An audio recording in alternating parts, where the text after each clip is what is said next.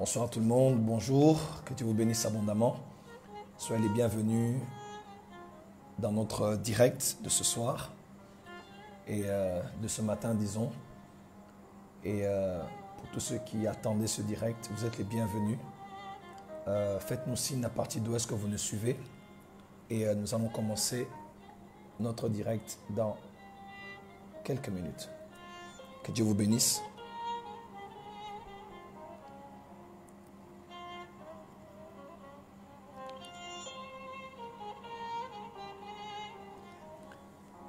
Bonjour tout le monde, que Dieu vous bénisse abondamment. Soyez les bienvenus à notre direct.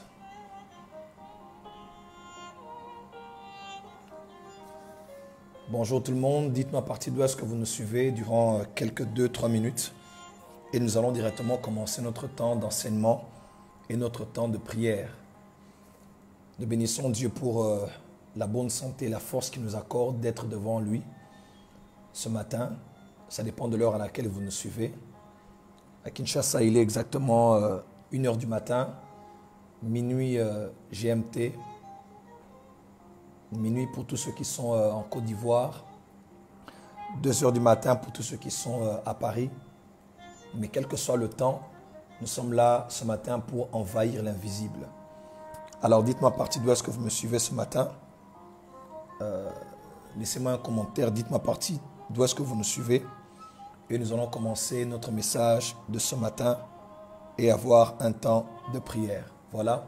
À l'au bas de l'écran, invitez tous vos amis et partagez le direct. Soyez prêts parce que nous allons envahir l'invisible encore en cette nuit. Voilà, nous sommes à plus de 150 personnes. Partagez le direct. Invitez vos amis. Et nous allons commencer dans les minutes qui suivent. J'aimerais voir vos commentaires. Comme ça, je sais voir comment interagir avec vous, s'il vous plaît.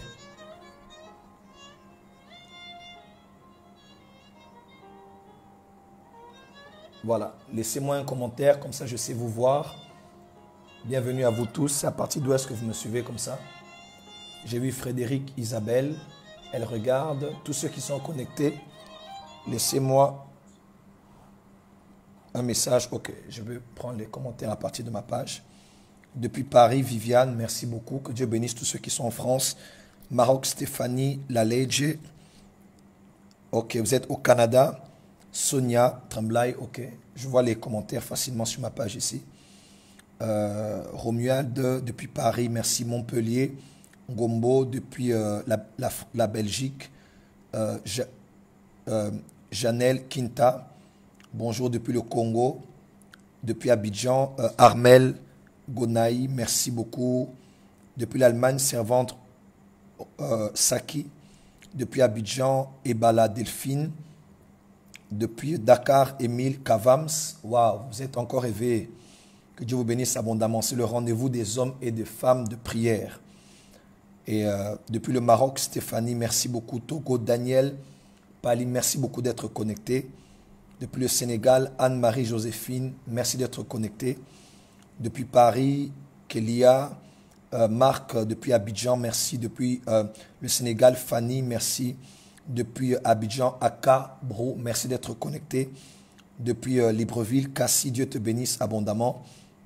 Depuis Abidjan, Nadel, Kwasi, un peu de volume au pasteur. Est-ce que le son est bon? La lumière est bonne? Si tout est OK, on peut continuer. J'espère que tout est OK, d'accord? Depuis la Côte d'Ivoire, merci. Depuis l'Italie, Cynthia, merci tous ceux qui sont en Europe. Depuis Yaoundé, voilà, on va le faire vite. Patrick Carvalho, mon fils, sois béni là où tu es. Depuis Bordeaux, voilà. Que Dieu vous bénisse tous. Voilà, je vois des gens entrer de partout, de partout. C'est formidable. Je ne savais pas qu'il y avait autant de gens éveillés qui attendaient ce programme. Alors, nous allons commencer d'abord par la prière, ok? Nous allons commencer par la prière, mais voilà, restez connectés et nous allons prier avant toute chose et recommander ces instants à la grâce du Seigneur. Père, merci pour le privilège et la grâce que tu nous accordes sur la plateforme de ton serviteur, le bishop Alexandre Amazou, d'apporter ta parole ce matin. Tu as allumé un feu dans son cœur qui nous pousse tous à rejoindre avec nos branches, avec nos tas de broussailles, pour déposer toutes ces branches dans ce feu qu'il ressent. Car nous savons que quand tu parles à un apôtre, il est écrit que tu es établi premièrement dans l'église des apôtres. Et le fardeau que tu lui as donné panoramique et global. Et nous croyons, Père, qu'en priant durant les nuits, toutes ces nuits du mois de mai, que tu as mis à part, Éternel, afin que les parfums montent devant toi pour la guérison des nations, des familles, des individus. À la veille de ce grand déconfinement qui se fait progressif, nous croyons, Père, qu'en priant la nuit, quelque chose va se passer. Je prie pendant cette heure que tu nous donnes, Père, de partager ta parole, de prier avec ton peuple, que quelque chose se passe dans la vie de mon frère et de ma sœur, que quelque chose se passe dans nos ministères, dans notre société, ainsi que dans nos nations. Nous te faisons confiance pour tout ce que tu vas dire et faire, et pour les témoignages qui vont s'en suivre, au nom de Jésus-Christ. Amen. Que Dieu soit glorifié, que Dieu soit magnifié. Alors, durant le direct, je vous demanderai 2-3 choses. La première des choses que je vous demande, c'est d'accompagner ce direct par des likes. Quand vous donnez des j'aime, ça empêche à tous ceux qui signalent des vidéos, il y en a toujours, qui empêchent à l'œuvre de Christ de se faire, de ne pas avoir de la prééminence. Quand vous donnez des cœurs, vous multipliez la visibilité de cette vidéo. Et deuxièmement, quand vous partagez le direct, vous permettez à tous vos amis d'être connectés et de suivre aussi le live. Et en même temps, vous êtes connectés à plusieurs groupes WhatsApp, Facebook, excusez-moi, à le bas de l'écran, et invitez tous vos amis et partagez le direct sur tous les groupes Facebook avec lesquels vous êtes connectés. Comme ça, ça permet à plus d'une personne d'être en contact avec ce direct.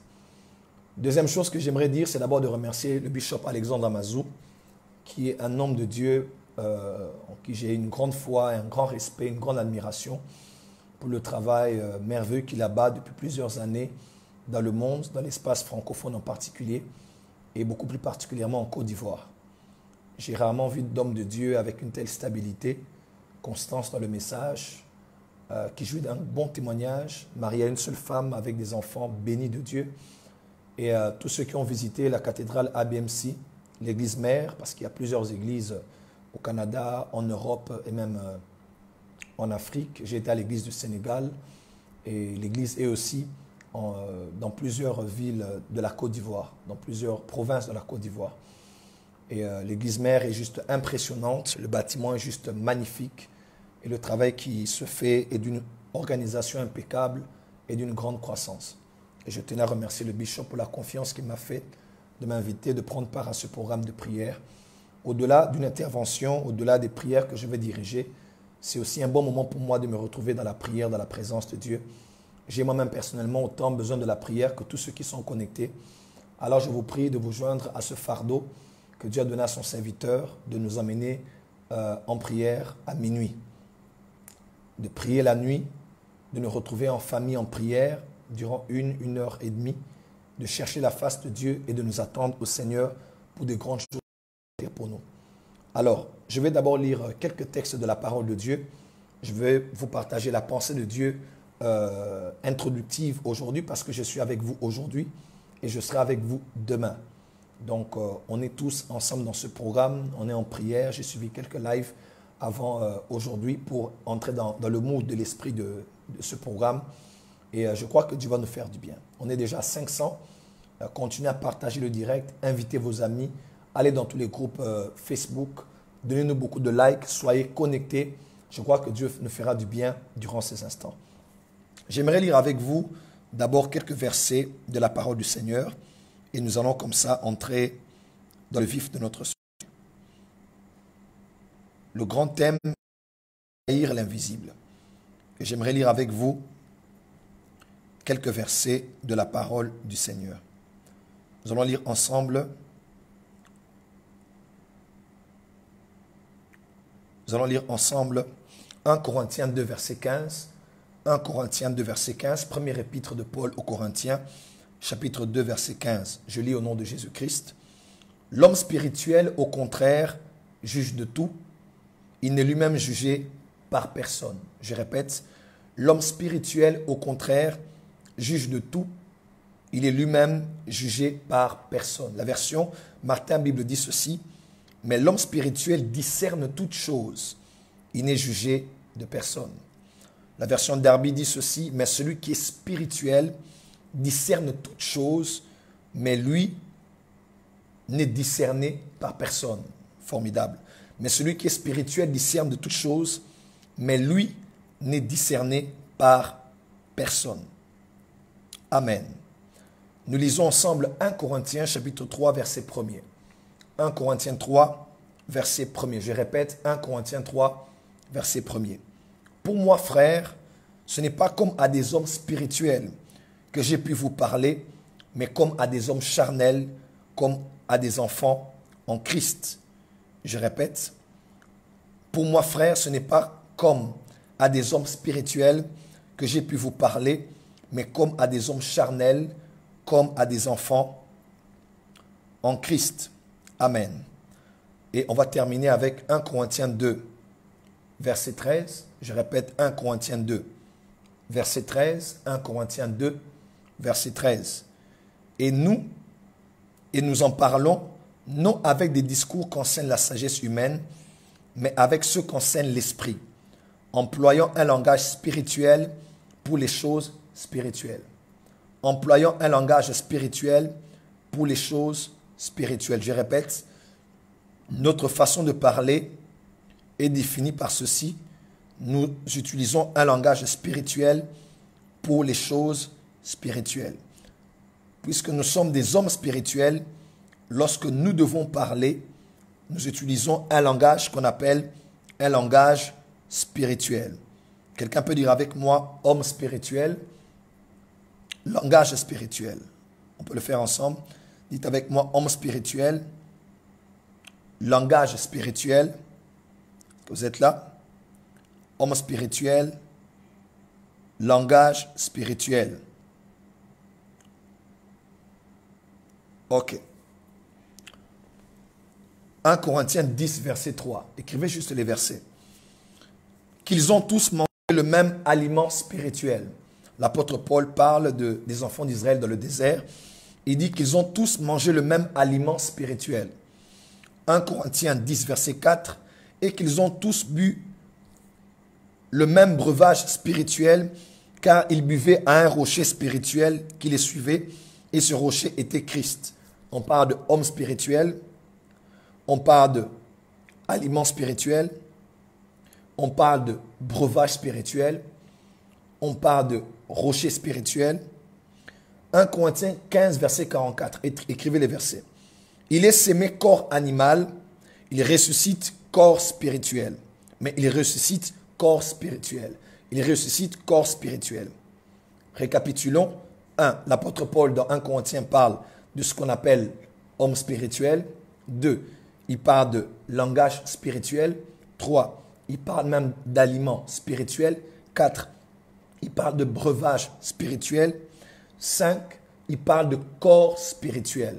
Ok? Vous voyez comment l'apôtre Paul ici est en train de décrire la vie spirituelle. Du numéro 1, on devient un homme spirituel, aliment spirituel, breuvage spirituel, corps spirituel, rocher spirituel. Bref, il parle des choses qui ont un lien avec la spiritualité, de ce qui est spirituel. Aujourd'hui, en guise d'introduction, puisque nous parlons sur envahir l'invisible, j'aimerais durant un petit moment t'entretenir sur le thème découvrir l'homme spirituel. Je répète, découvrir l'homme spirituel. Je répète une dernière fois, découvrir l'homme spirituel. Je compte sur vous, donnez beaucoup de cœur, partagez le live, invitez vos amis et restez connectés en prière parce que nous allons écouter cette brève exhortation et nous allons prier à l'issue de ce message. Mon thème de ce matin est découvrir l'homme spirituel. Vous savez, le thème que Dieu a donné à l'homme de Dieu dans son esprit, qui est même le thème de notre programme de prière, de ce long programme de prière durant ce mois de mai, est tout simplement envahir l'invisible. Alors, Genèse 1, verset 1 dit ceci. Au commencement, Dieu créa les cieux et la terre. Et les théologiens disent que ce seul verset contient plus de 10 000 interprétations vraies. Et lorsque l'on dit au commencement, Bereshit ba Elohim het, Hashamayim vehet aeret, qui veut simplement dire au commencement, Dieu a créé les cieux et Dieu a créé la terre. Ce verset veut aussi dire, dans une certaine interprétation, que les cieux symbolisent les réalités spirituelles, célestes, invisibles, et la terre symbolise les réalités matérielles, humaines et physiques. Vous allez voir, celui qui a écrit l'épître aux Hébreux, il fait aussi mention de cela avec une meilleure explication. Il dit dans Hébreux chapitre 11, verset 3, il dit « Parce que c'est par la foi que nous croyons que l'univers a été créé par la parole de Dieu, en sorte que les choses visibles ont été tirées des choses invisibles. » Dans une autre version, il dit que les choses visibles ont été créées après les choses invisibles. Dans une autre version, on dit de telle manière que les choses invisibles ont engendré les choses visibles. Il fait mention de la même réalité. Lors de la création, tout a été créé par la parole de Dieu et il y a eu deux réalités, les invisibles et les visibles. Et les invisibles viennent avant et les visibles viennent après. OK? Et celui qui a écrit Hébreu, il dit que l'univers a été créé par la parole de Dieu. Et la référence, c'est Jean chapitre 1, verset 1. Au commencement était la parole, elle était avec Dieu et elle était Dieu. Elle était donc avec Dieu au commencement. Toutes choses ont été faites par elle et rien de ce qui n'existe n'a été fait sans elle. C'est qui la parole? C'est Christ. Paul explique ça encore mieux aux Colossiens. Suivez-moi très bien. Paul explique cela aux Colossiens en disant ceci, Colossiens 1, versets 15 et 16. Il dit, c'est par Christ. Il dit, Christ est l'image visible du Dieu invisible. Et c'est par lui que toutes choses ont été créées. Colossiens 1, 15 et 16. Il dit, c'est par Christ, c'est-à-dire la parole, comme on dit dans Hébreu, qu'ont été créées toutes choses, les visibles et les invisibles. Est-ce que quelqu'un est avec moi? En résumé, ces quelques versets que j'ai cités veulent simplement dire ceci. Au commencement, Dieu a créé toutes choses par Christ. En fait, Christ a créé. Dieu a créé par sa parole, par Christ. Et par lui, toutes choses ont été créées. Les réalités invisibles et les réalités visibles. C'est ce qu'on dit dans Genèse, les cieux et la terre. C'est ce qu'on dit dans Hébreux 11, verset 3. Invisibles, ok, desquelles ont été tirées, les choses invisibles qui ont engendré les choses visibles. C'est très simple, n'est-ce pas? Donc, Dieu, au commencement, a créé les invisibles et les visibles. Et les visibles ont été tirés des choses invisibles. Et les visibles et les invisibles ont été créés par la parole, par Christ qui est lui-même Dieu. Et dans 2 Corinthiens 4, verset 18, l'apôtre Paul dit ceci. Après qu'il ait parlé des persécutions, des tribulations et des souffrances, l'apôtre Paul dit ceci. Il dit, nous donc, nous ne considérons pas les choses visibles, mais les choses invisibles. Parce que les choses visibles sont passagères, éphémères, mais les choses invisibles sont permanentes et sont éternelles. Si vous voyez l'apôtre Paul, un homme très spirituel, dans 2 Corinthiens chapitre 12, vous allez voir de manière discrète, il parle d'un homme qui est emmené au 3e ciel. Il avait une grande spiritualité. Et Éphésiens 3, verset 1er au verset 4, il montre combien il avait une révélation des mystères de Christ. Vous allez voir plusieurs versets dans Galates chapitre 1. Il parle de son voyage en Arabie chapitre 2 durant plusieurs années. Il a été là, selon quelques théologiens, là où l'apôtre Paul avait reçu le décalogue. En Arabie, là où il y avait la montagne qu'on appelle la montagne d'Horeb, la montagne de l'Éternel ou la montagne Sinaï. Et les historiens de la première église disent que c'est là, au fait, que l'apôtre Paul a été et qu'il a reçu la révélation de Christ. Et il est descendu de la montagne et il a écrit les premiers épîtres, 1 Thessaloniciens et 2 Thessaloniciens, qui a beaucoup parlé de l'enlèvement, qui a parlé du retour glorieux de Christ, qui a parlé de l'Antichrist et de toutes ces autres réalités. Et je récapitule pour votre assimilation. Numéro 1, au commencement, Dieu a créé. Christ, la parole, le verbe créateur, il a créé visible et les choses visibles. Ok? Les choses invisibles sont venues avant et au travers des choses et des choses invisibles, les visibles ont été créés. Ok? Et l'apôtre Paul dit, nous avons la conscience qu'il y a des choses invisibles et visibles, mais nous préférons nous concentrer sur les choses invisibles parce que les choses invisibles sont permanentes et les visibles sont éphémères, sont passagères. L'apôtre Paul avait conscience de deux réalités. L'apôtre Paul avait conscience de deux mondes.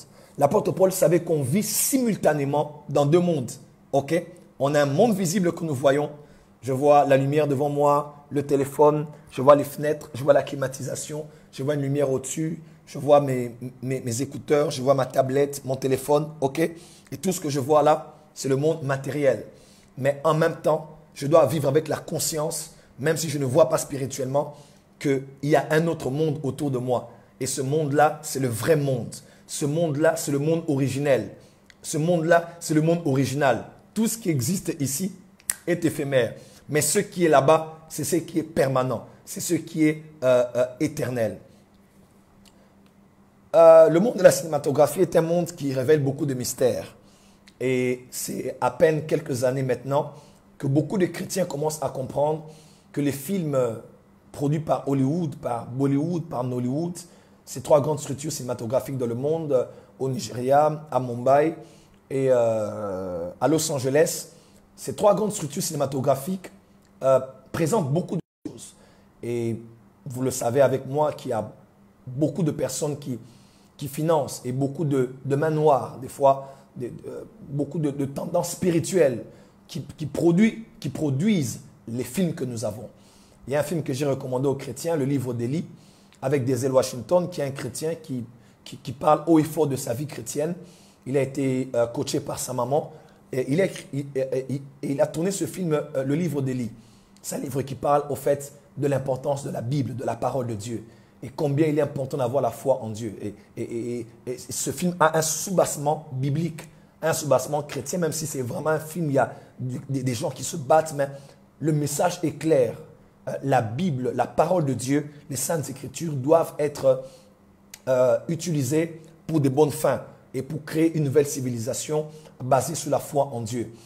Mais il y a un autre film qui a eu un grand succès et tous ceux qui suivent les films de Keanu Reeves, qui a tourné le film L'avocat du diable, il a tourné le film aussi, le film Matrix. C'est un film que les gens attendent.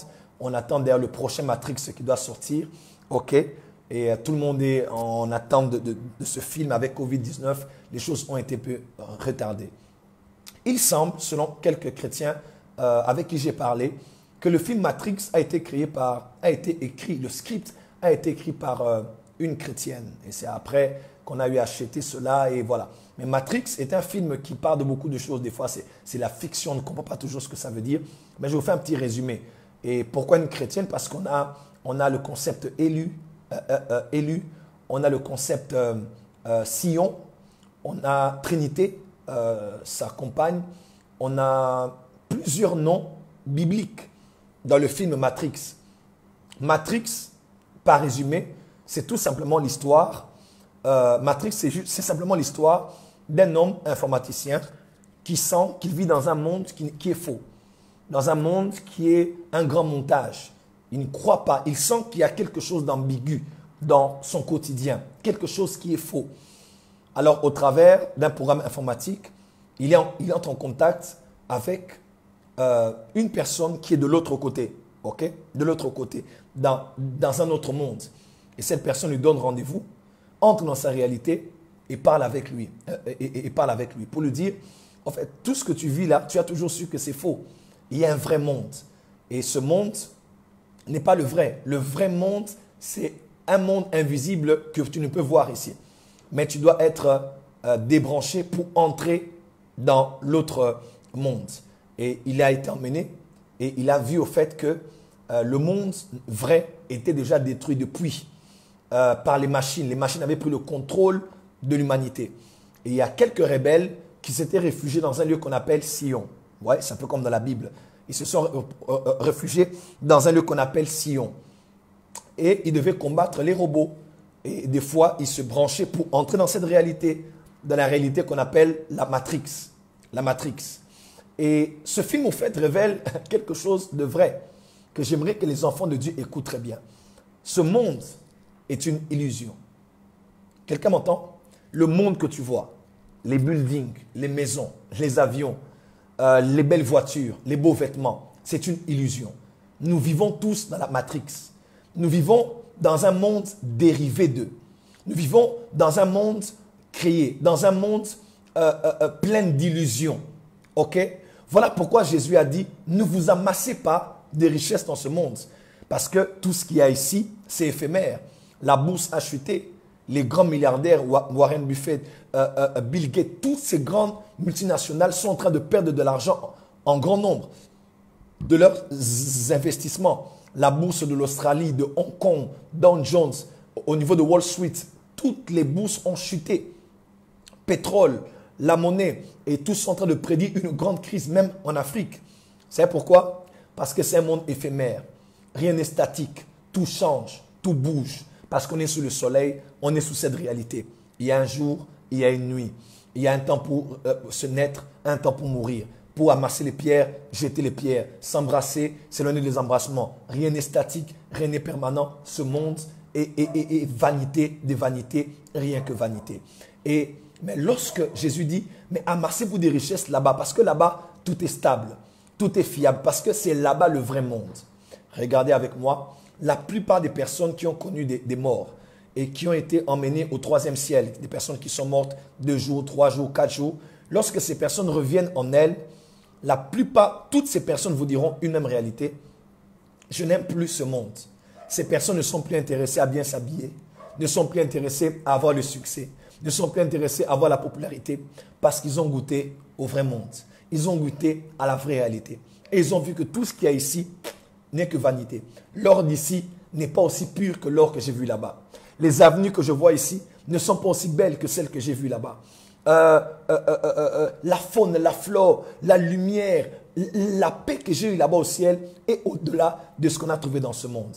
Qu'est-ce que j'aimerais vous dire par là? Nous avons 2 mondes qui existent. Il y a le monde invisible et le monde visible. Ce monde visible, il est passager.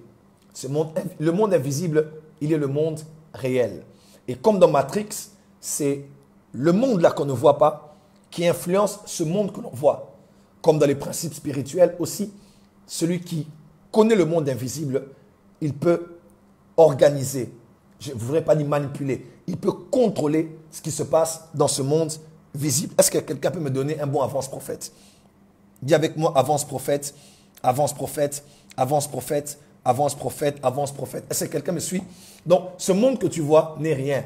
Voilà pourquoi il faut s'attacher au Dieu qui est invisible. Parce que tout ce qui est ici est passager. Et il ne faut pas que ce qui est de ce monde visible, que cela t'empêche un jour de te retrouver là-bas et de rater là-bas à cause de ce qu'il y a ici. Le vrai monde, ce n'est pas ce monde, frère. C'est ainsi que les francs-maçons, les chrétiens et tous ces hommes, vous les voyez en costume, les sorciers, les sorcières, vous les voyez bien habillés, en train de régner sur la terre, pas parce qu'ils parlent bien français, pas parce qu'ils ont une suite logique dans leurs propos, pas parce qu'ils ont étudié dans des grandes universités à Oxford, à Cambridge, pas parce qu'ils font partie des grands réseaux des pétroliers ou de ceux qui font louer des jets privés, loin de là, mais parce qu'ils font partie des loges occultes. Ils connaissent le monde invisible. Ils sont liés au monde invisible. Ils connaissent les lois du monde invisible et ils peuvent gouverner dans le monde visible. N'est-ce pas? Dieu a dit à Job, connais-tu les lois du ciel? Réglementes-tu leur pouvoir sur la terre? Celui qui peut contrôler le monde céleste, le monde invisible peut contrôler ce monde visible. Quelqu'un m'a compris? Je résume cela, c'est tout simple. Je veux vraiment être très simple pour que tout le monde puisse me comprendre. Nous vivons dans 2 mondes simultanément. Un monde invisible et un monde visible. Ok, je préfère, comme le bishop a dit, envahir l'invisible. Ok, un peu comme Paul a dit, monde invisible. Ok, mais quand nous disons le monde invisible, vous devez savoir que dans ce contexte dans lequel nous parlons, envahir l'invisible, vous devez savoir que quand on dit invisible, on veut dire spirituel. Ok, parce que tout ce qui est invisible n'est pas forcément spirituel. Je m'explique. La planète Mars est invisible. C'est-à-dire, elle n'est pas visible à l'œil nu, mais elle n'est pas pour autant spirituelle. Il y a un micro peut-être sur la table, ou sur ton téléphone, ou sur ta tablette, ou sur ton ordinateur, là où tu es. Le microbe, il est invisible, mais il n'est pas pour autant spirituel. Ok? Tout ce qui est invisible à l'œil nu n'est pas forcément spirituel. Quelqu'un me suit? Mais quand nous disons ici, nous parlons des choses invisibles, on veut juste dire des choses spirituelles. Alors, la première étape pour connaître ce monde invisible, pour commander au monde invisible, pour envahir le monde invisible, en d'autres termes spirituels, il y a une condition que tu dois savoir. Tu dois être un homme spirituel. La nouvelle décennie dans laquelle nous sommes entrés, 2020-2030, commence vraiment avec une accélération des événements eschatologiques. Le monde est choqué de voir qu'à peine on commençait l'année. On a commencé depuis en amont en novembre 2019. Elle était d'abord une épidémie, ensuite une pandémie, Covid-19. Et il y a de cela à peine quelques mois que l'OMS a déclaré cela comme une pandémie, parce que la différence entre une épidémie et une pandémie, c'est qu'une pandémie, c'est une épidémie à grande échelle géographique, ok, avec un plus grand impact de contagion. Et on a commencé cette année, et notamment pour nous qui sommes en République démocratique du Congo, on a commencé l'année avec beaucoup de scandales. Pasteur qui est tombé ici, scandale de l'église là-bas, menace ici. On a commencé une année très très dure avec beaucoup de morts d'enfants de Dieu et de serviteurs de Dieu. Et non seulement cela, mais avec le Covid-19, aujourd'hui, nous avons des morts partout. Nous avons dépassé la barre d'1 million de morts. Nous avons ici à Kinshasa plus de 800 cas. Et c'est vrai qu'il y a des guérisons, c'est vrai que ça avance, mais on a des morts. Et beaucoup de morts parmi les serviteurs et les servants de Dieu que nous aimons du plus profond de nos cœurs. On n'arrive pas à comprendre qu'est-ce qui se passe avec ces personnes qui sont en train de mourir. Et la main de l'ennemi travaille. L'ennemi travaille et l'ennemi est en train d'agir. Et on voit beaucoup de choses se passer. On a beaucoup de signes du temps de la fin. Et on réalise qu'on est vraiment à la veille de l'enlèvement. Le retour glorieux de Christ aura lieu bientôt. L'avènement du mystère de l'iniquité, du fils du diable, de la bête de Apocalypse 13, l'avènement du nouvel ordre mondial. Beaucoup de choses sont en train de vouloir prendre place.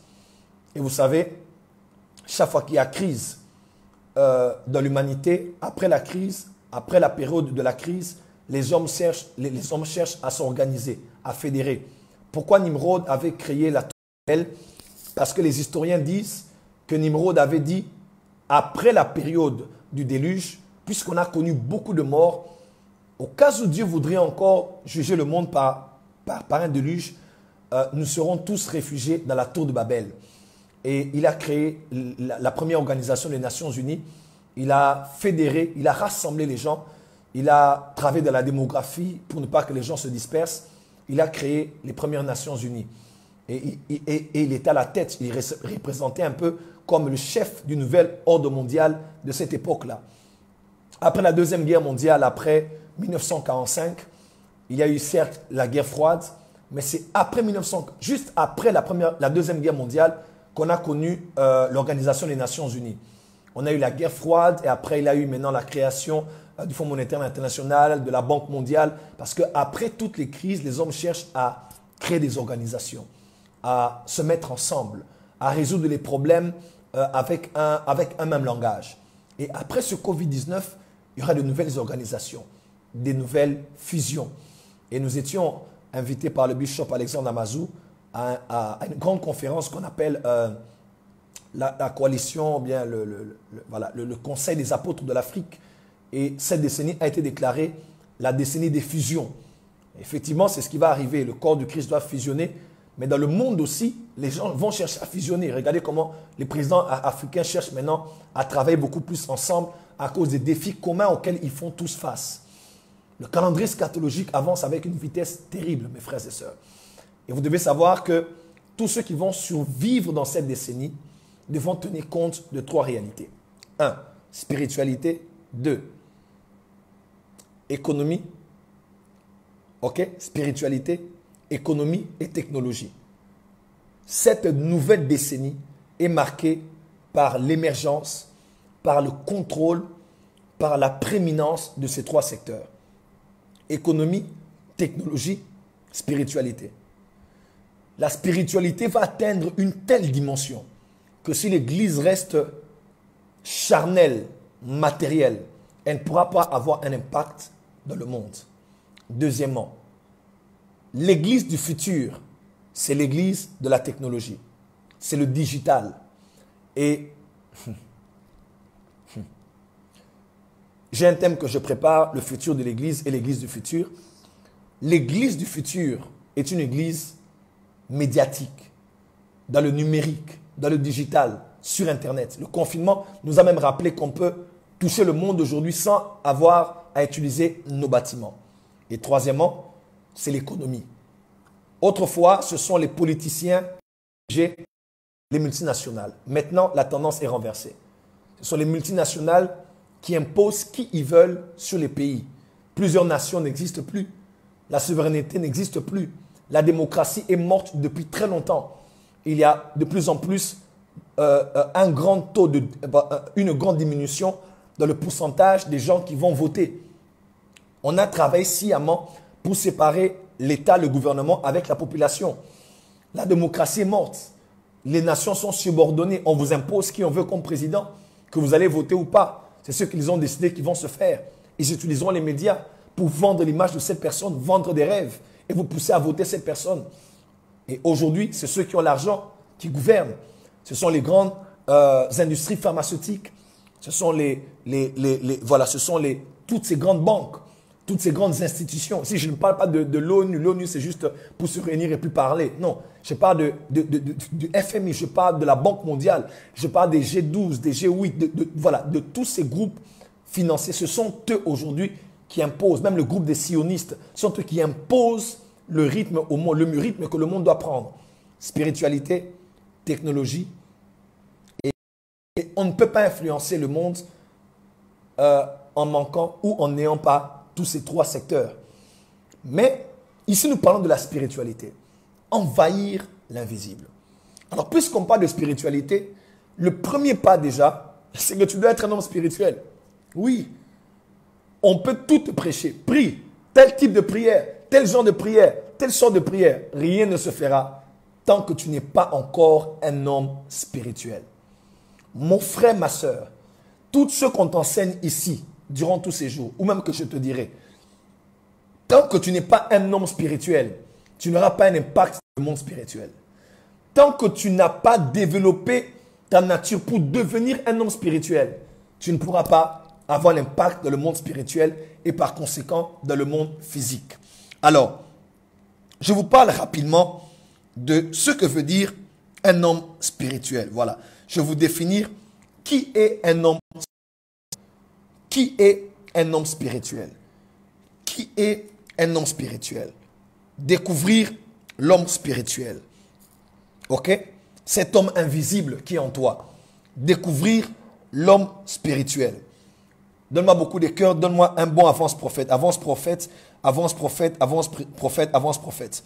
Il faut d'abord devenir un homme spirituel et une femme spirituelle. Dis avec moi, tape juste avec moi, homme spirituel, homme spirituel. C'est parti. Homme spirituel, homme spirituel, homme spirituel. Tout commence par là. Si tu n'es pas spirituel, ça ne te concerne pas. Tu vas entendre des choses qui vont te dépasser. Qui est un homme spirituel? Il faut d'abord, maman, que tu sois une femme spirituelle. Pas que tu sois un homme spirituel. Un homme charnel n'envahit pas l'invisible. Un homme charnel n'envahit pas le spirituel. Quelqu'un m'entend? Un homme qui vit dans le péché n'envahit pas ce monde de divinité. Il y a des choses que tu dois comprendre. Qui est un homme spirituel? Première définition. Qui est un homme spirituel? Que veut dire l'homme spirituel? Première définition. L'homme spirituel, c'est l'homme intérieur. L'homme spirituel, première définition, c'est l'homme intérieur. Vous allez voir ça dans 1 Pierre 3, verset 4. 1 Pierre 3, verset 4. L'apôtre Pierre parle aux femmes et les exhorte à aller au-delà de l'apparence physique. Et l'apôtre Pierre dit de pouvoir plutôt soigner l'homme intérieur, l'homme caché dans le cœur, ok? L'homme qui habite dans le cœur, the inner man, comme on dit en hébreu. Donc l'homme spirituel, c'est d'abord l'homme intérieur.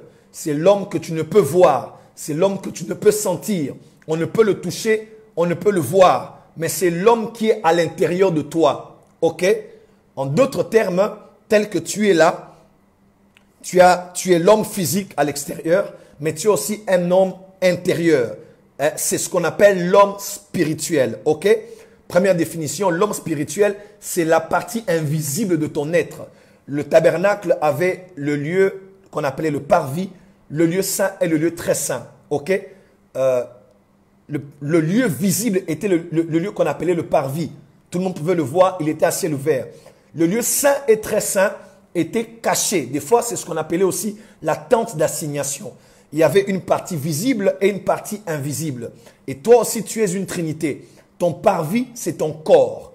Mais ton âme et ton esprit sont des dimensions invisibles ou spirituelles ou cachées que l'on ne peut voir. Voilà. L'homme spirituel, c'est cette dimension de ton être qui est constituée de ton âme et de ton esprit. Donc l'homme spirituel, c'est l'homme qui est à l'intérieur. Quand on dit développe ton homme spirituel, on veut te dire après avoir mangé, après avoir fait du sport avec ton corps, développe ce que tu es à l'intérieur de toi. Si tu fais le bodybuilding à l'extérieur, tu fais les pompes, tu travailles tes abdos, tu travailles ton torse, ta respiration, ça tu travailles ton corps physique. Ok?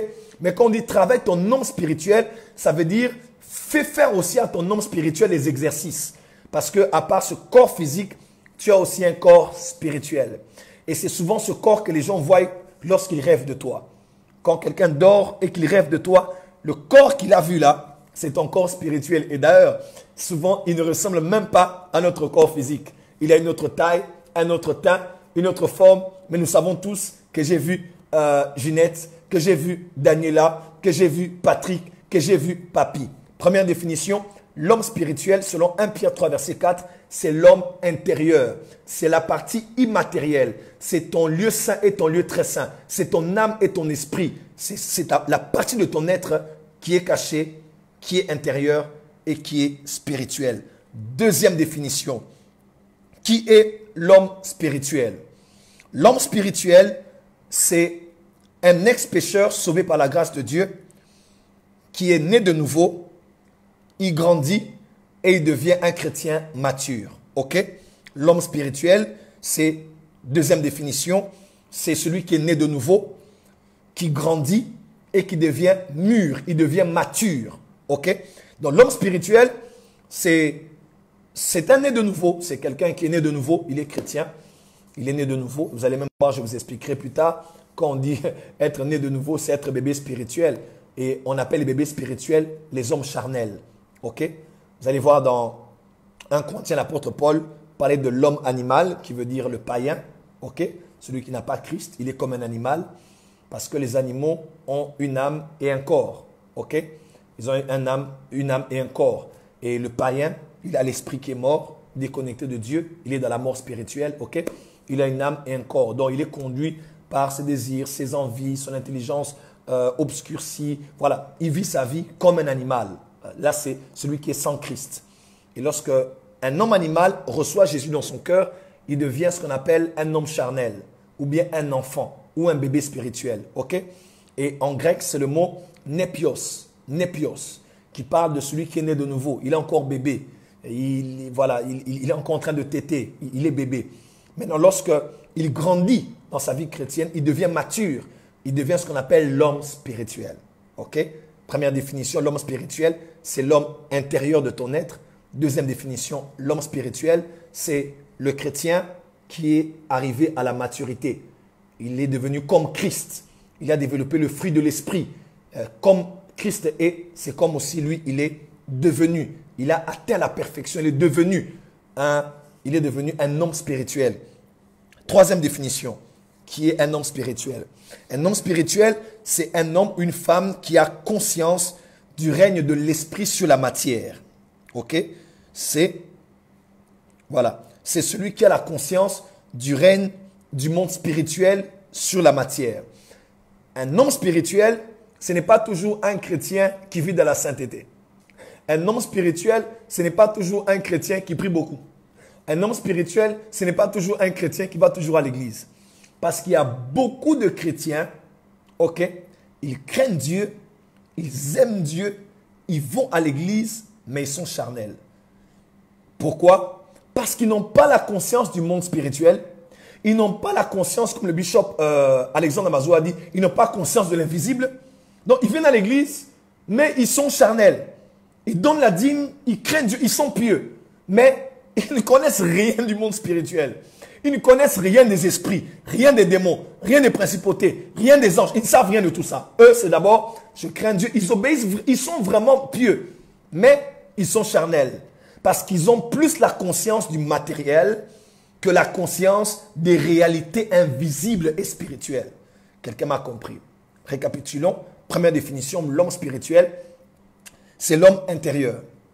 L'homme spirituel, c'est le né de nouveau qui devient mature. Ok?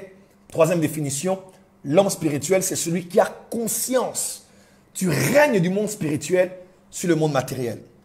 Quatrième définition, qui est un homme spirituel? Qui est une femme spirituelle? Un homme spirituel, une femme spirituelle. J'ai écrit ce cours, ça fait partie de mon cours sur l'homme spirituel.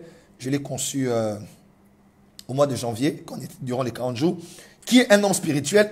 Un homme spirituel, c'est une personne qui a la conscience de la prééminence des réalités spirituelles sur les réalités physiques. Qui est un homme spirituel? Un homme spirituel, c'est un chrétien. Il a plus conscience du monde spirituel que du monde physique. Il a plus conscience des réalités du monde spirituel que du monde physique. Écoutez-moi très bien. Un chrétien physique peut venir dans une église, il voit, comme nous on va souvent à BMC, je vois, c'est une très belle église. Ça, c'est juste un homme physique qui va regarder, waouh, c'est beau. Mais quand tu deviens spirituel, au-delà des 2000, 5000, 10 000 personnes que tu peux trouver, un homme spirituel ne regarde pas que les hommes, mais il regarde le nombre d'anges qu'il y a là-bas. Il regarde le nombre d'archanges qu'il y a là-bas. Il regarde la nuée de la gloire au-delà de la fumée qui sort de la technologie. Il a des visions plus que qu'il y a devant lui. Un homme spirituel, c'est quelqu'un qui a plus la conscience, qui a plus une lecture des choses spirituelles qu'une lecture des choses physiques. Autre définition, qui est un homme spirituel? Un homme spirituel, c'est celui dont l'esprit a pris les commandes de son être tout entier. Comment? Qui est un homme spirituel? Un homme spirituel, c'est celui dont son esprit, l'esprit humain, son esprit, son être, son esprit, a pris le contrôle sur son âme et sur son corps. Aïe, aïe, aïe, aïe, aïe, aïe, aïe, aïe, aïe. Le corps, l'être humain, le chrétien, est comme une voiture.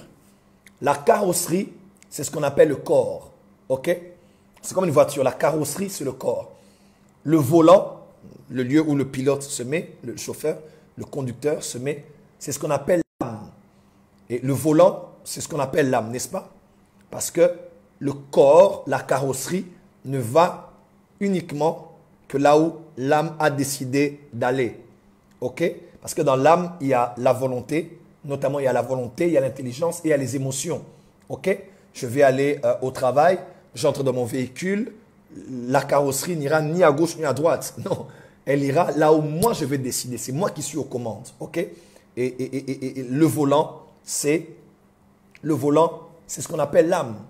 Mais la personne qui tient le volant, c'est ce qui doit être appelé l'esprit.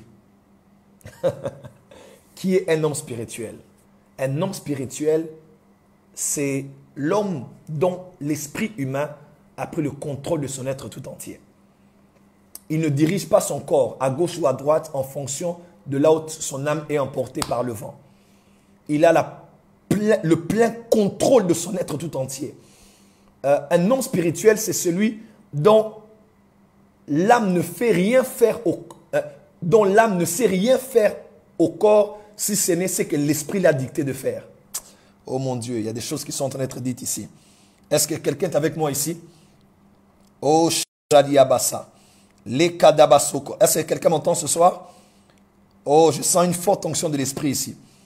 Une très très forte onction de l'esprit ici. Je répète ce que j'ai dit. L'homme spirituel, c'est celui qui a le... En fait, l'homme spirituel, c'est l'homme qui est arrivé à un niveau où l'esprit a le contrôle sur l'âme. Et dont l'âme oriente le corps en fonction de la direction que l'esprit lui donne. L'homme spirituel, c'est l'homme dont l'esprit a contrôlé l'âme. Et l'âme donne la direction maintenant au corps. Quelqu'un me comprend? L'homme spirituel, c'est celui dont le corps ne fait rien sans avoir eu l'aval de l'âme qui a été inspiré par son esprit. L'homme spirituel, c'est celui qui manifeste la domination de son esprit sur l'âme et le corps. Quelqu'un m'entend? L'homme spirituel, c'est celui qui est redevenu Adam, le premier Adam. Parce que Adam était esprit, âme et corps. Lorsqu'il a péché, il est devenu corps, âme et esprit. Et celui qui devient un homme spirituel, il rentre au jardin d'Éden. L'homme spirituel montre au monde spirituel qu'il redevient Adam. Et lorsque un être a sur son esprit et dont l'esprit contrôle l'âme et le corps, alors il devient un homme spirituel. Écoutez-moi, cette décennie est une décennie de spiritualité. Tous ces courants ésotériques vont vous dire la même chose. Pour que l'homme maîtrise la matière, maîtrise l'univers, il doit maîtriser deux choses. Il doit maîtriser l'esprit et il doit maîtriser son corps. Alors, pour maîtriser leur corps, ils font les arts martiaux et notamment, s'ils ne peuvent pas aller aussi loin que ça, ils font le yoga. Et le yoga est très courant. Même les chrétiennes font le yoga aujourd'hui. Tu sais pourquoi? Parce que dans ce mouvement de New Age, c'est le mouvement où tu vis dans la paix et tu contrôles, tu manipules, tu maîtrises ton corps et tu maîtrises ton esprit. C'est comme ça qu'ils maîtrisent le corps avec les techniques de respiration, de yoga, des méditations transcendantales, afin de permettre à l'esprit d'avoir de l'ascension. S'ils peuvent maîtriser leur corps pendant 2 heures en une seule position lotus, leur esprit peut avoir une autre dimension. Parce qu'ils savent que le corps physique, ta manière de traiter le corps, la manière dont tu traites ton corps physique détermine comment ton esprit est en train de grandir. Voilà pourquoi nous les chrétiens, nous maintenons le corps crucifié. Voilà pourquoi nous les chrétiens, nous jeûnons. Voilà pourquoi nous les chrétiens, nous nous sacrifions. Des fois, tu es là comme ça, il est 1h, 2h, 3h du matin, mais tu es là. Parce que nous voulons dire au monde spirituel, c'est mon esprit qui a le pouvoir sur mon âme et mon corps. L'homme spirituel est celui qui a contrôlé son âme et son corps. C'est celui qui a crucifié sa chair. Tu ne peux pas être un homme spirituel tant que ton âme fait faire à ton corps n'importe quoi, selon ton intelligence, selon tes émotions, selon ta volonté. Oh prophète, je me sens moody, je me sens triste aujourd'hui, je préfère dormir, je n'irai pas la veille que le bishop Amazou a organisé. Tu montres que tu es contrôlé par ton âme, par tes émotions. Un homme spirituel, c'est celui dont l'esprit a les commandes sur l'âme. Et l'âme donne la direction au corps. Tu es capable de rester jusqu'à 6 heures du matin. Rabashaka. Au point où tu ne sais même plus où tu es. Tu n'as même plus une crampe à ta jambe droite. Tu ne ressens même plus la douleur dans ton corps. Même si ton mari t'a quitté, même si les enfants, même si un enfant est malade, même si le loyer n'est pas encore payé à cause du problème de confinement. Mais quand tu pries, ton esprit domine ton âme et ton corps. Et ton corps ne t'emmène pas là où il veut t'emmener. Ton âme ne dirige pas ton corps là où la chair pousse, non. Mais ton esprit contrôle ton âme et ton âme contrôle ton corps. C'est ce qu'on appelle l'homme spirituel. Alors, à cause de cela, avant qu'on envahisse l'invisible, tu dois être un homme spirituel. Et pour cela, tu dois me croire, tu dois vivre dans la sanctification. La sanctification, c'est quoi? La sanctification, c'est le retour au jardin d'Éden. Que veut dire la sanctification? La sanctification, c'est montrer au monde spirituel que tu es redevenu comme Adam, c'est-à-dire esprit, âme et corps. Que veut dire la sanctification? La sanctification veut tout simplement dire je reviens à la pensée originelle que Dieu avait de moi. C'est d'abord mon esprit, ensuite mon âme et après mon corps. Lorsque tu ne vis que dans le péché et que tu es chrétien, tu crées un désordre dans ton organisme spirituel. Tu crées un désordre dans l'église. Tu crées un désordre dans le corps du Christ. On est à plus de 800 maintenant, gloire à Dieu. Continuez à partager, invitez vos amis. Quand tu marches dans la sanctification, tu révèles que tu es un homme spirituel. La sanctification n'est pas un sujet d'orgueil. La sanctification n'est pas un sujet d'orgueil spirituel ou de sujet même de se vanter. La sanctification est l'expression naturelle des hommes spirituels. Ils montrent que leurs appétits spirituels sont plus élevés que leurs appétits sexuels. Ils montrent que leurs appétits spirituels sont plus élevés que leurs appétits charnels. Écoute-moi, il y a des choses dans lesquelles tu n'entreras que lorsque tu pourras faire taire même tes désirs sexuels. Écoute-moi très bien. L'apôtre Paul dit quelque chose qui m'a touché. J'aimerais vous choquer. L'apôtre Paul dit ceci. Est-ce que tout le monde est là? L'apôtre Paul dit ceci. L'apôtre Paul dit, ne vous pouvez pas l'un à l'autre quand vous êtes mariés. Mais sinon, quand vous voulez vaquer à la prière, alors vous pouvez vous priver pendant un moment pour vaquer à la prière. Mais sinon, que cela se fasse d'un commun accord et que ça ne dure pas longtemps pour ne pas tomber dans les pièges de l'ennemi. Tout le monde a toujours commenté ce verset pour dire, prophète Joël, c'est vrai, lorsqu'on dit il faut vaquer à la prière, voilà, ça veut seulement dire qu'il faut s'entendre avant de se priver sexuellement, avant de se priver du sexe dans le mariage. Ça, c'est une partie de la vérité. L'autre partie de la vérité veut dire quoi? Je vais t'expliquer quelque chose que tu n'as jamais vu ici dans la Bible. L'autre partie veut seulement dire, il y a un moment quand tu dois prier, tu dois te priver du sexe. Oui, c'est ce que Paul voulait dire. Paul voulait dire, il y a un moment quand tu veux monter, il faut te priver du sexe. Prophète, est-ce que dans le mariage, avoir des rapports sexuels t'empêchera de prier? Non. Est-ce que ça veut dire que avoir des rapports sexuels avant de prier vont bloquer ton ciel? Non plus. Pourquoi l'apôtre Paul a dit il y a des moments où quand on veut prier, on peut se priver du sexe? Tu sais pourquoi? Il y a une certaine dimension de la spiritualité. Une certaine dimension quand tu entres dans des prières pour libérer ta famille, comme les genres de prières qu'on fait chaque nuit maintenant. Il y a une certaine... Tu peux être là minuit, tu connais ta femme, 1 heure, tu connais ton mari. Mais il y a des dimensions de prière quand tu veux envahir l'invisible. Tu peux même te priver du sexe. Pourquoi Paul a dit ça? Parce qu'il y a des dimensions spirituelles qui demandent toute ton énergie. Parce que lorsque tu es un homme et que tu éjacules, beaucoup de gens ne savent pas. Lorsque tu es un homme et que tu éjacules, bien tu vis dans la masturbation, tu dois savoir, toi qui te masturbes, tu te fais du mal. Tu fais du mal d'abord à la parole de Dieu parce que tu enfreins à la loi de Dieu. Tu pèches, quand tu te masturbes, tu pèches. Mais numéro 2, lorsque tu te masturbes, tu te diminues spirituellement. Beaucoup de gens ne savent pas ça. Celui qui se masturbe tout le temps, celui qui se masturbe diminue son énergie spirituelle.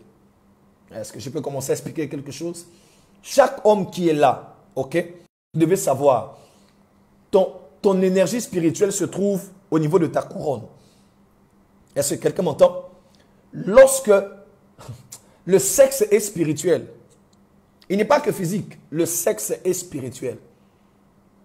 Je répète, le sexe est spirituel. C'est lorsque l'homme a mangé le fruit défendu. C'est juste qu'il allait connaître sa femme pour la première fois, dit la Bible.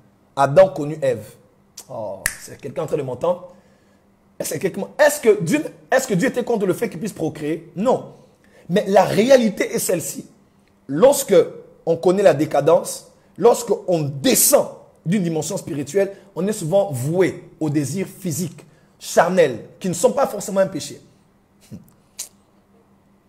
Frère, je vois des gens qui sont en train de dire waouh, waouh, waouh. Lorsque tu jouis, tu libères une énergie spirituelle. Voilà pourquoi on appelait la prostitution sacrée, prostitution sacrée. Lorsque une femme jouit, un homme jouit, tu libères de l'énergie. C'est ainsi que quand tu es marié avec une femme, tu vis une sexualité épanouie. Beaucoup d'hommes moins vous diront même, j'ai eu un puissant service après avoir connu ma femme. Ok? Lorsque la sexualité est épanouie dans un couple de serviteurs de Dieu, il est très facile que cet homme vive des grandes expériences spirituelles. Parce que la vie sexuelle fait partie de la spiritualité. Oh mon Dieu, est-ce que je peux... Ce n'est pas mon sujet du jour aujourd'hui, mais je vous parle seulement de l'homme spirituel.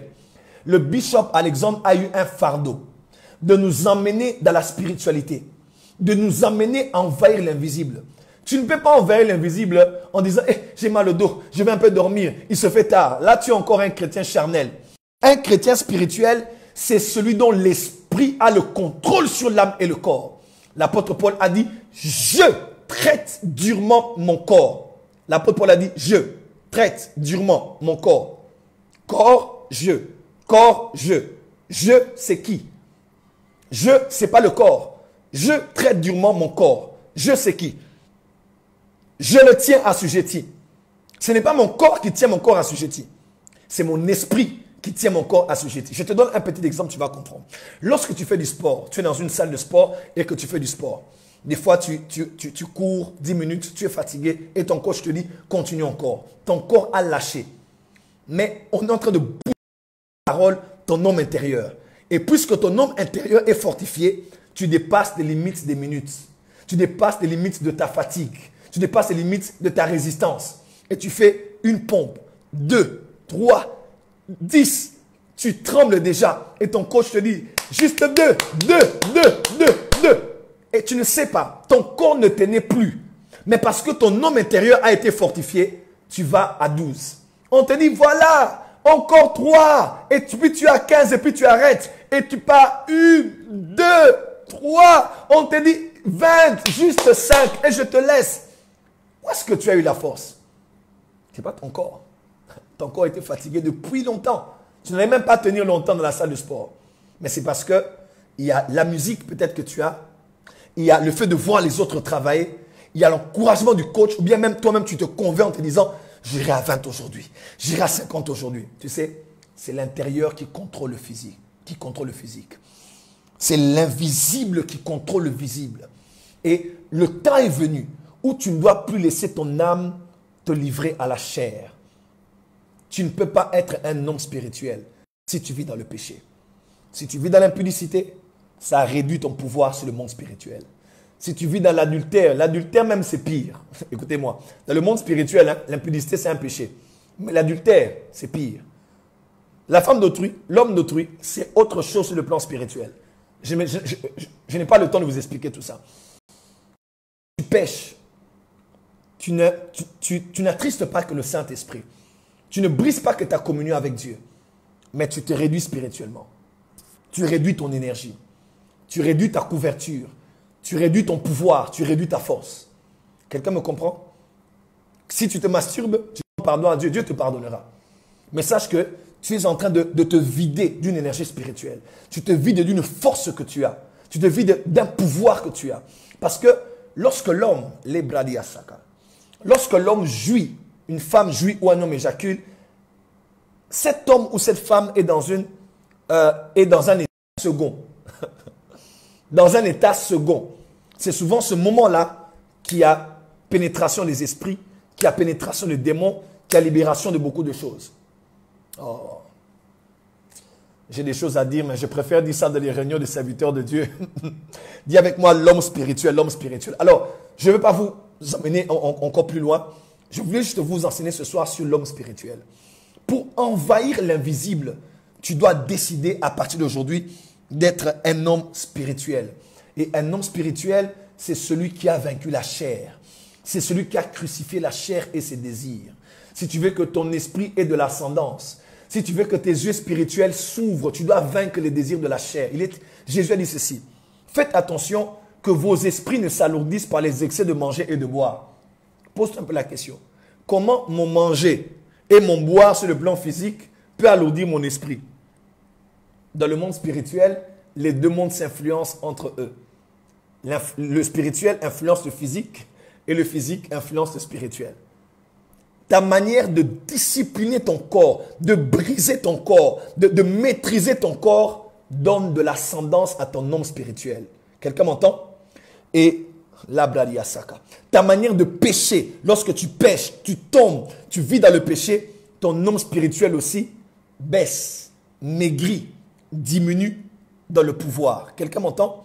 Alors, tu dois savoir que ces deux mondes s'influencent entre eux. Je peux prier sur le plan physique et Dieu ouvre le monde spirituel. Donner une offrande sur le plan physique et Dieu libère une porte pour moi sur le plan financier. C'est l'invisible qui influence le visible.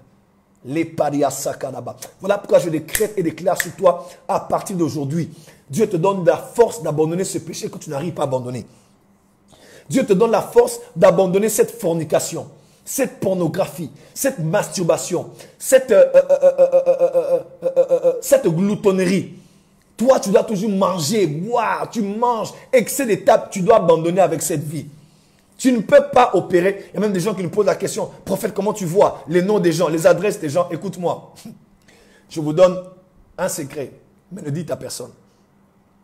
Il est arrivé un moment de ma vie où j'ai rencontré un prophète qui m'a dit, Joël, il y a des anges qui opèrent avec les prophètes et ils n'opèrent avec des prophètes à une certaine dimension que selon une certaine dimension de pureté. Écoute-moi, la voie de la spiritualité, c'est la voie de la pureté. Il y a des anges qui peuvent être avec toi même si tu pêches. Est-ce que je dis qu'il faut pécher? Loin de là. Mais il y a des dimensions spirituelles où Dieu devient plus exigeant envers toi. Même quelque chose qui n'est pas péché, pour toi devient péché. Et lorsque j'ai décidé d'approfondir ma sanctification, d'approfondir ma pureté, d'approfondir ma discipline avec mon corps, d'approfondir mes temps de prière et de consécration et de concentration, je n'ai pas compris. Mon esprit a commencé à monter. Mes capacités spirituelles ont commencé à grandir. Mes aptitudes à voir dans l'invisible ont tout simplement explosé. Et j'ai compris que les lois spirituelles sont les mêmes. Tu ne peux pas être un homme et une femme spirituelle si tu vis dans le péché. Et le péché est le péché. Il n'y a pas de grand et de petit péché. Ça peut être mentir. Ça peut être dormir avec la colère. Ça peut être insulter. Ça peut être convoiter. Ça peut être commettre l'impudicité, que ce soit un péché en pensée, un péché en parole, un péché. Tous ces péchés-là vont souiller ton homme spirituel, ton homme intérieur et te rendre faible dans le monde spirituel. Oh, que Dieu bénisse le bishop Alexandre Amazou pour cette inspiration. Dieu nous appelle à envahir l'invisible. Mais comment vas-tu envahir l'invisible alors que tu es encore un bébé dans ton corps spirituel? Comment tu peux affronter des principautés alors que tu es encore un bébé dans le monde spirituel? Comment tu veux envahir, attaquer des géants de ta famille, attaquer des géants de votre ville, libérer spirituellement l'atmosphère de votre nation si spirituellement tu es encore un maigre? Tu es maigre, tu n'es pas costaud, tu n'es pas fort. Hein? Tu n'as pas les biceps spirituels. Tu n'es pas costaud. Écoute-moi, les démons fuient devant les pasteurs en fonction de l'état de l'homme spirituel qui voit. Je vais d'abord vous choquer. Je vais vous choquer ici. On est à plus de 900. Gloire au Seigneur. Oh, quelle nuit. Que Dieu bénisse le bishop pour ce programme. Quelle nuit, quelle nuit, quelle nuit. Je vais te dire quelque chose ici. Tous, nous utilisons le nom de Jésus. N'est-ce pas? Mais les démons ne sortent pas rapidement parce qu'on a utilisé seulement le nom de Jésus. Écoutez-moi très bien, très bien. Écoutez-moi, ce message, c'est un message des hommes spirituels. Le nom de Jésus est le tout-puissant de tous les noms qui étaient, qui sont et qui vont venir, ont été créés dans ce siècle ou les siècles à venir. Mais le nom de Jésus peut être impuissant devant une certaine catégorie de personnes. Tu veux que je te choque? Les fils de Tseva ont dit au nom de Jésus. Les démons ne sont pas partis pour autant. Écoute-moi. Une Kalachnikov, une arme de guerre, mitraillette ou mitrailleuse, un pistolet, au fait, tu vois, une mitraillette, ok? Ou bien, voilà, quelle que soit l'arme, ou même une lance-roquette, disons une lance-roquette, elle peut descendre un arbre, descendre une maisonnette, descendre une voiture, faire tomber un tank. Mais la lance-roquette n'est rien devant un bébé de 2 ans. Quelqu'un m'entend? Un bébé de 2 ans, tu donnes la lance-roquette. La lance-roquette deviendrait impuissante. Elle est impuissante, elle ne l'est pas. Mais c'est l'âge. La paria sakaraba. Quelqu'un me suit? Mais c'est l'âge. On est à 998. Waouh! On est à 1000. Gloire au Seigneur, gloire au Seigneur. Les paria barasaka. Le nom de Jésus n'est pas impuissant. Comme le B52 n'est pas impuissant. Comme la lance-roquette n'est pas du tout impuissante. Quelqu'un m'entend? Mais le B52, la lance-roquette devient impuissante devant un bébé de 3 ans. Quelqu'un m'entend? Le nom de Jésus est le nom du Dieu Tout-Puissant. Mais des fois, le nom de Jésus devient impuissant, devient à l'intérieur d'une personne impuissante. Je te donne un témoignage. Vous allez voir des gens qui font des délivrances. Les démons disent, je ne pars pas. Au nom de Jésus, les démons disent, je ne pars pas. Au nom de Jésus, le Dieu d'Alexandre Amazou, au nom de Jésus, le démon dit, je ne pars pas. Arrête de blaguer, je vais nulle part, je ne pars pas. Au nom de Jésus, tu dis, Nakomuna Yesu, tu dis, mais Jesus, tu dis même Jésus, si tu veux, en n'importe quelle langue. Tu dis, oh Yeshua, le démon dit, je ne pars pas. Arrête de blaguer. Va dormir, appelle-moi notre intercesseur qui vient, cherche-moi notre pasteur, je ne pars pas. Est-ce que le nom de Jésus est devenu impuissant? Non, le nom de Jésus n'est pas impuissant, mais c'est l'état spirituel de la personne qui utilise le nom de Jésus. Et vous allez voir quelqu'un d'autre, il entre dans la salle de la délivrance, il dit aucun mot. Il entre là, il regarde seulement le démoniaque, et le démoniaque dit, je pars, je pars, je pars, je pars, je vois le feu, je vois Jésus, je pars. Et le démon part. Tu sais pourquoi? Parce que au nom de Jésus n'est pas une formule. Au nom, en grec, c'est onoma, qui veut dire dans l'autorité et dans le caractère. Au nom ne veut pas dire formule magique. Au nom des noms. Au nom de Jésus-Christ, c'est aussi un instrument. Ça veut dire en grec, dans l'autorité et dans le caractère de. Jésus chassait les démons au nom de qui? Jésus chassait les démons au nom de qui? Quelqu'un m'entend? Jésus-Christ chassait les démons au nom de qui? De personne? Il était lui-même Jésus. Il venait, les démons sortaient. Tu sais pourquoi? Parce qu'il s'était présenté en son nom. Mais sans dire son nom. Il était lui-même. Non, son nom c'était lui. C'était son identité. Quand on dit au nom de Jésus, ça ne veut pas dire, dit forcément au nom de Jésus, maladie part. Non. Au nom de Jésus veut dire in the name. Oh my God. In the name. Ok, la cuillère est dans la tasse. In the name, à l'intérieur. Au nom veut dire dans le caractère et dans l'autorité de. Le nom de Jésus est impuissant dans ta bouche parce que tu ne vis pas dans le caractère de Christ. Oh mon Dieu. Le nom de Jésus est impuissant dans les bouches de plusieurs chrétiens. Tu sais pourquoi? Parce qu'ils sont charnels. Ils vivent dans le péché. Ils vivent dans l'iniquité. Ils vivent dans l'impureté. Et quand tu dis au nom de Jésus, Satan regarde, tu n'opères pas ni dans le caractère de Jésus, ni dans l'autorité de Jésus. Le nom de Jésus est libéré, mais Satan te résiste. Pas parce que le nom de Jésus est impuissant, mais parce que ton homme spirituel est souillé. Tes vêtements spirituels sont sales. Ton état spirituel, tu es un maigrichon. Ton être spirituel, tu as de la saleté partout. Quelqu'un m'entend? Tu es faible spirituellement. Mais quand tu vois un homme qui vit dans la pureté, dans la sainteté, qui jeûne, qui prie, qui mange la parole, qui a grandi spirituellement, même s'il ne dit pas au nom de Jésus, quand il se présente, seulement les démons partent. Tu sais pourquoi? Parce qu'il a agi dans le onoma, dans l'autorité et dans le caractère d'eux.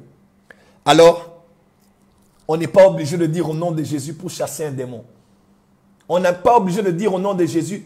Je vois souvent des services de plusieurs pasteurs, pasteur Christ et même d'autres serviteurs de Dieu. Tu vois un homme de Dieu, il se présente devant des malades, il ne dit pas un mot. Il regarde et le démon part. Il regarde et le cancer part. Il regarde et la malédiction part. Parce qu'il agit dans le caractère et dans le nom de Jésus. À partir d'aujourd'hui, je te mets au défi. Si tu deviens une femme spirituelle, un homme spirituel, les démons vont quitter avant que tu n'ouvres la bouche. Parce qu'ils verront Jésus.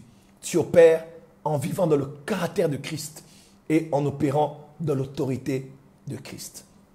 J'aimerais prier avec vous aujourd'hui. Aujourd'hui, je vais juste prier avec vous. On va prier pendant quelques minutes. On va prier et demain, je vais enseigner et on va avoir beaucoup de temps de prière. Mais j'aimerais que, voilà, on est à plus de 1000, c'est formidable. Quelle gloire, quelle gloire, quelle gloire. Oh Rabashaka Bayasa, Labradia Basaka, les Padabakuta Bayeke, les Pariandadaba. Je sens une forte onction ici. Commence à prier, commence à prier, commence à prier.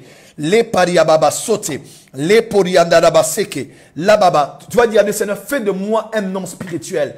Fais de moi une femme spirituelle. Je veux envahir l'invisible. Je veux envahir le monde spirituel. Mais je refuse de rester dans le monde matériel. Je refuse de satisfaire les désirs de ma chair, les passions de ma chair. Je désire monter en esprit. Commence à prier, commence à prier, commence à prier. Les Bariabasa, la Pariamande, les Padabaso, les Bodokoso, les Periendeke, la Pariakasa, la Pariabala. Quelque chose se passe. Les bolos, commence à prier, commence à prier, commence à prier, commence à prier, commence à prier. Onoma, onoma, dans le caractère et dans l'autorité. Onoma, dans le caractère et dans l'autorité. Onoma, dans le caractère et dans l'autorité. Onoma, dans le caractère et dans l'autorité. Onoma, dans le... Écoute-moi, ces nuits sont des nuits décisives. Dieu a parlé à son serviteur pour que tu montes en esprit. Il y a même des prières dans le monde spirituel qu'on ne fait que la nuit.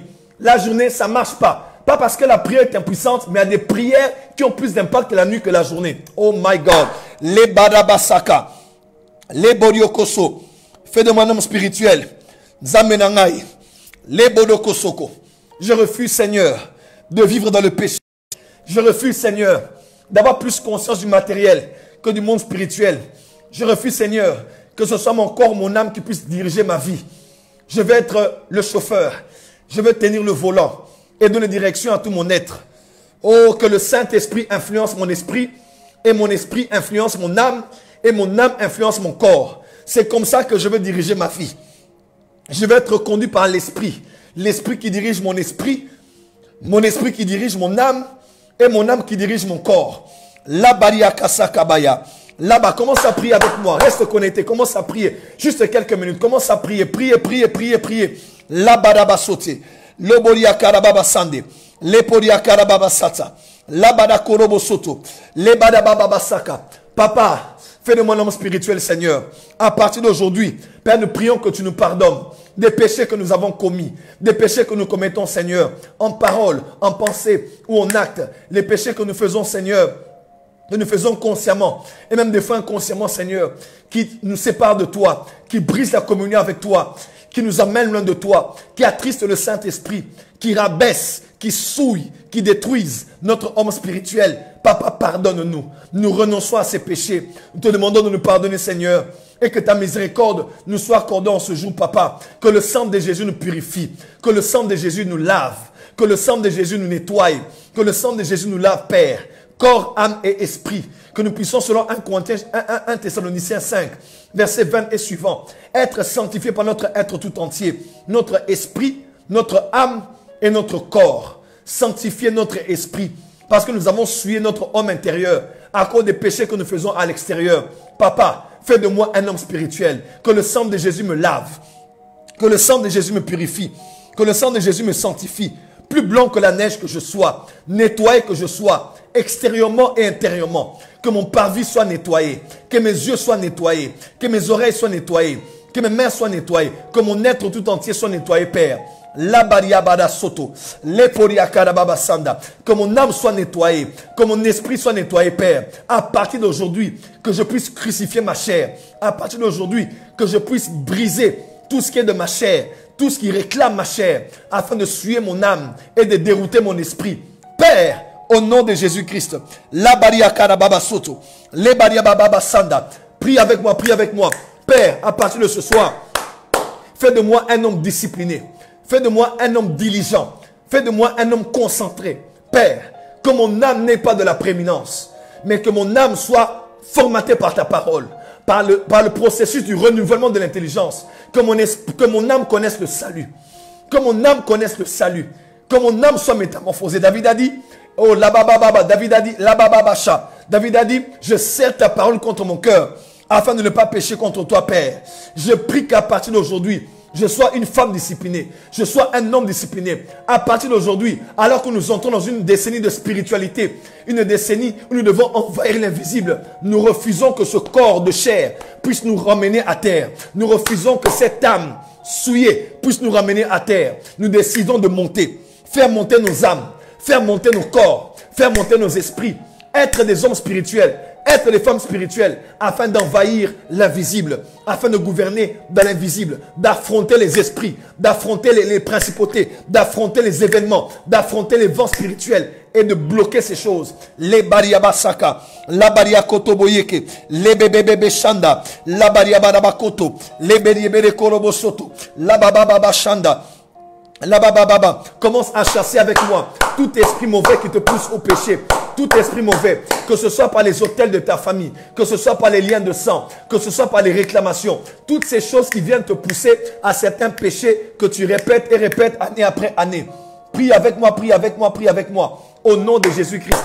Père, nous nous opposons à tout ce qui est du diable, tout esprit d'impudicité, tout esprit de distraction, de divagation de pensée, tout esprit de sirène, tout esprit des eaux, tout esprit qui dévie ma destinée ou bien qui attaque mes pensées afin que j'ai toujours des pensées souillées et je puisse toujours m'orienter vers le mal. Papa, à partir d'aujourd'hui, au nom de Jésus-Christ, je chasse ces influences, je détruis ces puissances, je renverse ces principautés, je décrète et déclare que ma vie est à Jésus, mon corps, mon âme et mon esprit. J'aime la pureté, j'aime la sainteté, j'aime la prière, j'aime le jeûne, j'aime le fait de dormir à terre, j'aime le fait de prier dans les montagnes, j'aime la vie de la spiritualité, j'aime la vie spirituelle, je marche dans la spiritualité, je marche dans la discipline. Les boria karababasata. Je traite du moins mon corps et je le tiens assujetti afin que mon esprit reste éveillé, afin que mon esprit reste au top, afin que mon esprit ait toujours de la prééminence. In the name of Jesus Christ. La barababashata. À partir de maintenant, fais cette prière avec moi et nous allons clôturer. Dis à Dieu, ouvre mes yeux spirituels. Ouvre mes yeux spirituels. Ouvre mes yeux spirituels. Ouvre mes yeux spirituels. Ouvre mes yeux spirituels. Ouvre mes yeux spirituels. Tes yeux physiques te permettent de voir le monde physique. Tes yeux spirituels te permettent d'envahir le monde invisible. Par les yeux spirituels, tu peux voir les réalités spirituelles. Alors que tu vas dormir en cette nuit, la Bible déclare, Deutéronome 28, 29, verset 29, les choses cachées sont à l'Éternel, mais les révélées sont à nous. C'est vrai, les choses cachées sont à Dieu, les révélées sont à nous. Mais dans Proverbe 25, verset 1, on dit, et suivant, on dit ceci, on dit, la gloire de Dieu, c'est de cacher les choses. Mais la gloire des rois, c'est de sonder les choses. Et il a dit à Jérémie, invoque-moi et je vais te montrer et te révéler les choses cachées. Les choses cachées sont à Dieu. Mais ces choses-là, tu peux les connaître. Parce que ce sont des choses que l'œil n'a pas vues. L'oreille n'a pas entendu, qui sont montées dans le cœur de l'homme, mais des choses que Dieu a gardées pour toi. Il t'a donné l'Esprit de Dieu pour connaître les choses qui sont cachées en Dieu.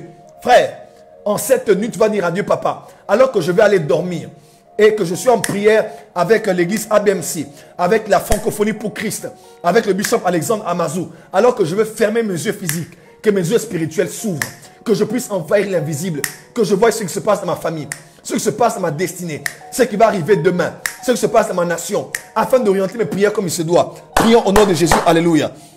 Oh Rabakarababasaka, la Baba Shanda, la Baria Barababa Seke, le Poria Barababa Sanda.